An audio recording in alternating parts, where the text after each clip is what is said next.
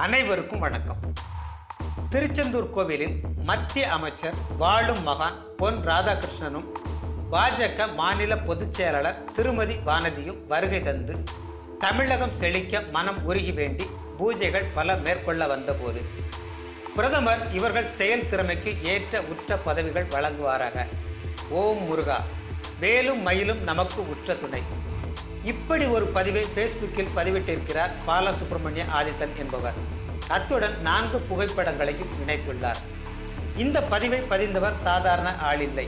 அவரும் பாஜகவின் நிர்வாகி மட்டுமல்லாது பாரம்பரியம் மிக்க தினத்தந்தி குடும்பத்தைச் சேர்ந்தவர். இந்த பதிவு மிகப்பெரிய சர்ச்சையை ஏற்படுத்தியுள்ளது. அதாவது, பொன்னாரையும் வானதியையும் இணைத்து வைத்து அவர்களை அசிங்கப்படுத்தும் நோக்கத்தோடு இந்த பதிவு இடப்பட்டுள்ளதாகவே கொந்தளிக்கின்றனர் பாஜக தொண்டர்கள். அது மட்டுமல்ல, இந்த பாலசுப்ரமணிய ஆதித்தன் பாஜகவின் தேசிய செயலாளர் எச் ராஜாவின் தீவிர ஆதரவாளராம். ஏற்கனவே தமிழிசையை பாஜக தலைவர் பதவியிலிருந்து நீக்கிவிட்டு புதிய தலைவரை நியமிக்க அமித்ஷா முடிவெடுத்து விட்டதாகவும், எனவே அந்த பதவிக்கு எச் ராஜா முட்டி மோதுவதாகவும் அரசியல் வட்டாரத்தில் பேசப்பட்டது. ஆனால் முன்னாள் பாஜக தலைவரும் மத்திய அமைச்சருமான பொன்னாரின் ஆதரவு வானதிக்கே இருப்பதாக கூறப்படுகிறது. எனவேதான் அவர்களை அசிங்கப்படுத்தி தலைமை பதவியை பெற்றுவிடாமல் தவிர்ப்பதற்காக இப்படி ஒரு ஏடாகூட பதிவினை பேஸ்புக்கில் பரவிவிட்டிருப்பதாக குமுறுகின்றனர் பெரும்பாலான பாஜக தொண்டர்கள்.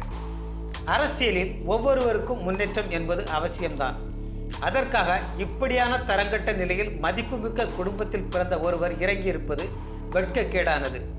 எது எப்படியோ, இப்போதுள்ள சூழ்நிலையில் இது பாஜகவுக்கு பெரும் தலைவலியை ஏற்படுத்தும் என்பது மட்டும் உண்மை. நன்றி.